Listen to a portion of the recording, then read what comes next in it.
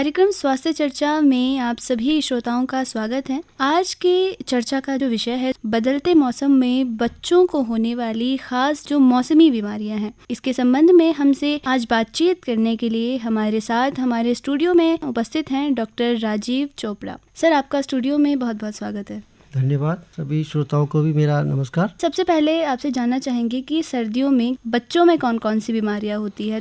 जो 8 साल, 10 साल, 5 साल से लेके बच्चे हैं, तो इस मौसम में खासतौर जब ठंड बढ़ रही है तो chest infection, viral infection, respiratory infection वो सबसे ज़्यादा देखने में आते हैं। तो उसमें क्या होता है, बुखार होगा, जुकाम खांसी होगी, उल्टी भी होती है, चेस्ट में इन्फेक्शन होता है, इस तरह की प्रॉब्लम्स सामने आती हैं। जी, चेस्ट इन्फेक्शन किस तरह का होता है? इसमें क्या क्या लक्षण दिखाई देते हैं? देखिए, ज़्यादातर तो शुरुआत होती है सिंपल जुकाम छींकों से और बुखार से। जी। जब वो बीमारी बढ़ती है, ज़्यादा गहरा जाके चेस्ट में इन्फेक्शन हो जाता है। जी। तो उसमें जो मेन लक्षण दिखाई देते हैं, खांसी होगी, जुकाम होगा, बच्चे के चेस्ट में पेन होगा, एकदम निढाल बच्चा रहेगा, ये यहाँ तक कि कई बार सांस भी फूलने लगता है। जी। अगर आप और पैथीज में जाएंगे तो आप देखेंगे उसके लिए इनहेलर या नेबुलाइज कराना पड़ता है। जी। वो सब चीज़ों की ज़रूरत नहीं पड़ेगी जी। अगर आप उसका टाइम से इलाज करेंगे तो।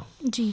सर्दियों में अक्सर बच्चों में स्वास्थ्य संबंधी समस्याएं अक्सर देखी जाती हैं, तो ये किस कारण होता है? देखिए, इसके बहुत से कारण हैं। एक तो बच्चे की इम्यूनिटी रहती है, दूसरी बात है कि यहाँ के मौसम में तापमान का फर्क बहुत ज़्यादा रहता है। दिन में गर्म है, शाम को ठंडा है, तो उससे क्या होता है कि एक इन्फेक्शन के चांसेस ज़्यादा रहते हैं। जी। अच्छा, दूसरी बात, ठंड की वजह से खासतौर जब खुला मौसम ना हो, जैसे स्मॉग या धुंध या ऐसे रहता है, तो इस तरह की वायरस जल्दी फैलती हैं और बच्चे को जल्दी पकड़ते हैं। जी।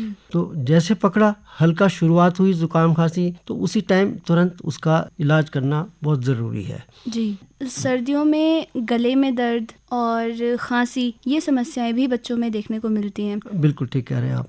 तो ये शुरुआत होता है, जब बढ़ता है तो चेस्ट में इन्फेक्शन जाता है, निमोनिया होगा, बुखार होगा और तरह के लक्षण आते हैं। जी। तो इसीलिए समय से ही इसका इलाज हो तो बहुत ज़्यादा अच्छा रहता है। जी। होम्योपैथी में इसके क्या क्या इलाज हैं? देखिए, इलाज तो बहुत सारे हैं। जैसे मैंने पहले भी कहा कि बहुत टाइम से शुरू हो एकदम से तो जल्दी पकड़ में आ जाती है प्रॉब्लम। और कुछ ऐसी दवाएं हैं, जैसे परिवार में एक से ज़्यादा बच्चे हैं, अगर एक को हुआ है तो उसमें ये रहता है कि एक से दूसरे को फैलने के चांस रहते हैं। तो उसको बचाव के लिए भी कुछ दवाइयां हम देते हैं, जिससे एक को हुआ है तो बाकियों को ना हो। तो वो कुछ तरह की दवाइयां हैं, वो दी जाती हैं। और दूसरी बात है, जब इसको हम एक्यूट स्टेज बोलते हैं, एक्यूट स्टेज में बच्चे बहुत बेचैन होंगे, बुखार होगा, हरारत रहेगी, तो उसमें दवाई का बहुत जल्दी जल्दी देना ज़रूरत हो जाती है। जी। तो जिससे एकदम तुरंत उसको पकड़ में आ जाए प्रॉब्लम। जी। तो वो 24 घंटे के अंदर अंदर बहुत जल्दी जल्दी फैलता है। जी। क्योंकि वायरस ऐसी है कि इसका मतलब फैलाव बहुत जल्दी होता है। जी। तो अगर ठंड से है और वो ठीक ना हो तो उसका मतलब है कि ये समस्या बड़ी है। बढ़ने से पहले ही उसको तुरंत उसका इलाज करना चाहिए। जी। बढ़ गया तो फिर मुश्किल होती है, इलाज लंबा चलता है और नई नई कॉम्प्लिकेशंस के रिस्क ज़्यादा हो जाते हैं। जी। टॉन्सिल की समस्या भी बहुत ज़्यादा सामने आती है कि छोटे बच्चे, क्योंकि वो नहीं अपने आप को इतना क्योर कर पाते हैं, तो बहुत चिड़चिड़ापन उनके अंदर आ जाता है और इस तरह की कई सिम्टम्स उनके अंदर आने लग जाते हैं। तो वो उस चीज़ से किस तरह से बच सकते हैं? क्या वो अपने खान पान में शामिल कर सकते हैं किन चीज़ों को? देखिए, खाना पीना जो है उसका बहुत ही इसमें महत्व है। आजकल जो बच्चे खाते हैं बाहर का खाना खास तौर से, तो ये हमने देखा गया है, स्वीट्स चॉकलेट्स की बात के अलावा भी कई उसमें ऐसे पदार्थ होते हैं जो कलर्स होते हैं अलग अलग ढंग के। काफ़ी बच्चों को उनसे एलर्जी होती है। आप रंग बिरंगे जेली वाली चीज़ें देंगे, कलर वाली टॉफ़ी देंगे, बच्चे जिद भी करते हैं, पर ये उनके माँ बाप को समझना चाहिए कि ये चीज़ें अच्छी नहीं है। तो कहीं ना कहीं आपको कोई सख्ती दिखानी ही है। दूसरी बात, थोड़ा अच्छा पौष्टिक खाना बहुत ज़रूरी है। पौष्टिक खाने में घर का जो खाना है, दाल रोटी सब्जी, उसमें प्रोटीन भी है, सब कुछ है, उससे इम्यूनिटी ही बढ़ती है। एक्स्ट्रा ऐसा कुछ नहीं है कि कुछ आप दवाइयाँ ज़्यादा पिलाते रहिए, विटामिन ज़्यादा खिलाते रहिए, इम्यूनिटी बढ़ेगी या उससे ज़्यादा होगा, उसका कोई फ़ायदा नहीं है।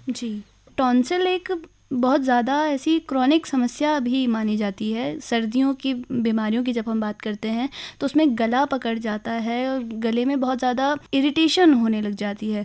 तो उसके साथ साथ इसके किस तरह के सिम्टम्स देखे जा सकते हैं? देखिए, शुरुआत में तो दर्द ही होगी। जी। कई बच्चे बहुत छोटे हैं जो ना उसको बता सकें। आवाज़ में कुछ फ़र्क आता है, जी। खाने में फ़र्क आता है, क्योंकि खाने में निगलने में जैसे दर्द होगा। और इसके साथ साथ एक लक्षण और होते हैं, दर्द अक्सर कान तक जाता है। जी। कान तक जाने का मतलब कि अंदर बीमारी बढ़ गई है जी। और फैल गई है, जी। तो उसका तुरंत उपचार होना ज़रूरी है। जी। होम्योपैथिक उपचार की बात करें तो इसका उपचार किस तरह से किया जा सकता है? देखिए, उपचार में हम अलग अलग तरह की दवाई देते हैं। किस स्टेज में आते हैं बच्चा, शुरू की स्टेज में जैसे मैंने कहा तो एकदम पकड़ में आता है, जी। तो जैसे बहुत कॉमन हमारी एक दवाई बेलाडोना होती है, जी। वो हम देते हैं, उसमें काफ़ी जल्दी फ़र्क पड़ जाता है। और आगे अगर फैलता रहे तो कान में जा रहा है तो अलग दवाइयाँ हैं, जैसे पल्सिटिला होती है, काली सल्फ होती है, जी। तो उसका फिर थोड़ा लंबे समय तक देनी पड़ती है। जी। क्योंकि इसकी वजह से क्या है, कान और गले से कनेक्टिंग यूस्टेशन ट्यूब होती है, उसको बोलते हैं, जी। उसमें म्यूकस जमा होने से क्या है, ब्लॉक हो जाता है। जी। और जहाँ वो प्रेशर पड़ता है कान में तो एकदम दर्द होगा। जी। और ये अगर लंबा चलता रहा, लंबा मतलब हफ्तों महीनों, तो उसमें सुनने में भी बच्चे के फ़र्क आ जाता है। जी। अक्सर कहा जाता है कि जब भी हम परामर्श लेने जाते हैं तो डॉक्टर्स हमेशा कहते हैं कि आपको गर्गल करना चाहिए, गरारे करने चाहिए, गर्म पानी पीना चाहिए, गर्म चीज़ें खानी चाहिए, जिसमें सूप आदि को भी हम अपने रोज़मर्रा के खाने पीने में इस्तेमाल कर सकते हैं। उसके बारे में आपका क्या कहना है? नहीं, ये बिल्कुल ठीक कहा आपने। गरारे करने पर बहुत छोटा बच्चा गरारे करने मुश्किल होगा, जी। तो उसको भाप दी जा सकती है जी। ना। जिससे क्या है, भाप से क्या होता है, जैसे आप भाप लेते हैं, इनहेल जैसे करते हैं, तो जो भी म्यूकस नाक में कान में जमा होता है वो ढीला हो जाता है, समझ लीजिए, जी। तो निकलने में आसानी रहती है। जी। तो बच्चे को उससे राहत मिलती है। गरारे अगर नहीं कर सकता बच्चा तो गुनगुना पानी दे सकते हैं, गर्म पानी दे सकते हैं, गर्म चाय अदरक नींबू वाली। जी। और जो बच्चा थोड़ा बड़ा है गरारे कर सकता है, जी। उससे उसको आराम मिलेगा डेफिनेटली। जी। सर, गरारे का जो पानी होता है वो कितनी मात्रा में गर्म चाहिए होता है? उसमें नमक, हल्दी, ये सब चीज़ें भी डालनी होती हैं? हाँ, बहुत उबलता हुआ नहीं, बच्चा जितना बर्दाश्त कर सकता है, क्योंकि बच्चों की बर्दाश्त और बड़ों में फ़र्क होता है। जी। तो उसका एक और, नमक का आपने ठीक कहा, नमक का पानी के गरारे होता है। जी। एक और मैं एक टिप बताता हूँ, जो चाय का पानी है, जैसे चाय की पत्ती उबाल के चाय बनाई जाती है बिना दूध के, चाय का जो वो पानी जो बनता है, डिकॉक्शन जिसको बोलेंगे हम, वो भी एंटीसेप्टिक का काम करता है। तो अगर जैसे कई बार बहुत बढ़ने की वजह से क्या है, गले में आपको पस पड़ जाती है, घर वाले भी देख सकते हैं, तो वाइट सफ़ेद सफ़ेद स्पॉट दिखाई देते हैं जो पस है। ऐसे कंडीशन में अगर बच्चा चाय के पानी से गरारे करेगा जी। तो उसमें बहुत फ़ायदा होगा। जी। मौसमी बीमारियों में जो मौसमी फल और सब्जियां आती हैं, ये कितनी कारगर साबित होती हैं? उसमें कोई मनाही नहीं है, दे सकते हैं, पर जैसे संतरा है, मौसमी है, इसमें थोड़ी खटास रहती है, जी। तो ज़्यादा अच्छा है बड़ा आदमी घर में कोई चख ले कि अगर अच्छा है, मीठा है, जी। तो दिया जाए, नहीं तो ना दिया जाए। जी। क्योंकि वो नुकसान क्या है, गले में लगेगा बच्चे के। जी। तो ऐसा ना हो कि हम ज़बरदस्ती खिलाते रहें और वो गला और छिलता रहे, जी। तो प्रॉब्लम बढ़ जाएगी। जी। तो बाकी अगर इम्यूनिटी की बात करते हैं तो आंवला ऐसी चीज़ है जो बहुत फ़ायदेमंद है। जी। तो आंवला किसी भी फॉर्म में, आप जैसे आंवला कैंडी है या बहुत कुछ चीज़ें मिलती हैं, वो बच्चे को खिलाएं, वो ज़्यादा अच्छा है। इससे कम से कम इम्यूनिटी उसकी बढ़ती रहेगी। सर, कई बार कई ऐसी समस्याएं भी देखी जाती हैं, कुछ लोगों को गले से संबंधित जिनको समस्याएं होती हैं, उनको खट्टा थोड़ा भी खाने से उनको काफ़ी ज़्यादा बीमारी वो बढ़ जाती है। तो ऐसे में वो किस तरह का उपचार कर सकता है? क्योंकि आजकल सर्दियों में तो संतरा, आंवला, यही सब चीज़ें ज़्यादातर हम यूज़ करते हैं और ज़्यादातर हमारे पास देखी जाती हैं। तो ऐसे में हम क्या चीज़ ऐसा कर सकते हैं कि जिससे हम ये, अगर हम इनका सेवन करते भी हैं तभी भी हम किस तरह से अपने आप को बचा के रख सकते हैं इस संक्रमण से? देखिए, अगर तो एक्यूट समस्या है बच्चे को, टॉन्सिल बढ़े हैं या इन्फेक्शन है, उस स्टेज में तो हर चीज़ लगेगी। ये पक्की बात है। जी। जब वो थोड़ा बैठ जाए तब आप दे सकते हैं। जैसे मैंने कहा कि बड़ा आदमी उसको चख सकता है, अगर ठीक है, मिठास है उसमें, ठीक है तो ले सकता है। जी। नहीं तो और भी चीज़ें हैं जिसमें विटामिन सी आपको मिल जाता है। आंवला जैसे मैंने पहले भी कहा वो बहुत फ़ायदेमंद है। वो पका हुआ मीठा कैंडी या किसी भी उसमें दे दे तो वो भी फ़ायदा करेगा। जी। और अगर बच्चा बर्दाश्त कर लेता है तो कोई नुकसान नहीं है। संतरा या खट्टी चीज़ ऐसी देने में जी। में कोई नुकसान नहीं है। देना चाहे तो बच्चे जरूर दे सकते हैं। सर, जो इतनी समस्याओं पर जिन पर हमने अभी चर्चा की कि खांसी होती है, सांस संबंधी समस्याएं होती हैं, टॉन्सिल होती है, सर्दियों में होती हैं, इनका कारण क्या होता है? देखिए, ज़्यादातर तो वायरल या बैक्टीरियल इन्फेक्शन होता है। जी। तो अच्छा, अब वो तो हवा में है। जी। अब 10 में से 4 बच्चों को पकड़ में आया, बाकियों को नहीं आया। अब जिनको आया है उनके अंदर मतलब कुछ कमी है, इम्यूनिटी कुछ घटी हुई है। तो जब भी इसका इलाज हमारे यहाँ होता है, पहले तो वो एक्यूट स्टेज को हटाया जाएगा। जी। जैसे बुखार खांसी जो भी है वो लक्षण हटेंगे, उसके बाद दूसरा जो चरण है उनकी इम्यूनिटी बढ़ाने के लिए है। जी। जिससे ये बार बार ना पकड़ में आए। जी। क्योंकि ये पक्की बात है, ये नहीं है कि बुखार आया तो सभी को आएगा। जी। अच्छा, और दूसरी बात है, ये जरूर ध्यान रखें अगर बच्चे को किसी को है तो माँ बाप को चाहिए कि भी प्रेशर ना डाले कि स्कूल भेजना ही भेजना है। तो उससे बच्चा बीमार तो है ही, वो और 4 लोगों को बीमार करेगा। जी। तो ज़्यादा अच्छा है आपको स्कूल में भी ध्यान रखना है कि वहाँ के बच्चे किसी को ना हो रखा हो, जी। जिससे ये फैले। और फैलता है तो फिर जल्दी जल्दी फैलता है। जी।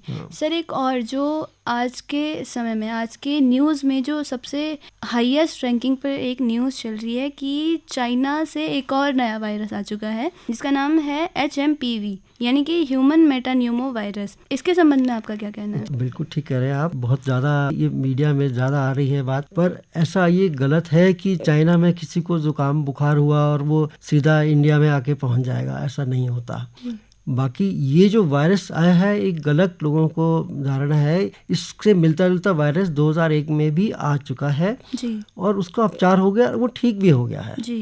पर एक डर नहीं होना चाहिए लोगों को कि भाई ये ऐसी बीमारी है कि जिससे कोई इलाज नहीं है। वो डर इसलिए है क्योंकि पहले कोरोना की टाइम में ऐसा हो चुका है। जी। तो हर वायरस उतनी ही खतरनाक नहीं होती है और इसका उपचार बहुत अच्छे से होता है। जी। हाँ। सर, क्योंकि क्या कहा भी जाता है कि प्रिवेंशन से ज़्यादा क्योर फायदेमंद रहता है। Prevention is better than cure. तो ये वायरस जो आया है आजकल, ये भी स्वास्थ्य संबंधी ही समस्याओं को करता है और सबसे ज़्यादा जो अटैक करता है ये बच्चों और बुजुर्गों में, क्योंकि उन्हीं की इम्यूनिटी जो है वो ज़्यादातर कमज़ोर रहती है, कम रहती है। तो उसके लिए वो क्या क्या ऐसे उपचार कर सकते हैं या क्या क्या ऐसे तरीकों को कर सकते हैं, कुछ उनको आप टिप्स दे दीजिए। देखिए, प्रिवेंशन की बात कही आपने, ये बहुत अच्छी बात है। अगर तो किसी को कुछ लक्षण है उसको आपको बाकियों से अलग रखना है, बहुत ज़रूरी है। मास्क जैसे पहनाने की बात होती है, पर ये ज़रूरी नहीं है कि जिसको नहीं भी है उसको मास्क पहन के घूमना है। जी। ये गलत है। वो कोरोना के टाइम में था कि सब आदमी मास्क पहन के घूम रहे, पर इसके लिए इतना ज़रूरत नहीं है। जी। और ये है कि अगर प्रॉब्लम आ गई है और ये कंफर्म हो गया, इसका तुरंत इलाज करना है। जी। और इलाज संभव है, ये नहीं कि इलाज नहीं हो सकता इसका। तो इसलिए यही मैं समझता हूँ, सबको बोलूँगा कि भी इसके लिए कोई घबराने की ज़रूरत नहीं है कि ये बहुत बड़ी भयंकर और जानलेवा बीमारी है। जी। उसके लिए कोई चिंता की ज़रूरत नहीं है। जी। सर, आप हमारे स्टूडियो में आए और जानकारी आपने हमसे साझा की, आपका बहुत बहुत धन्यवाद। धन्यवाद जी।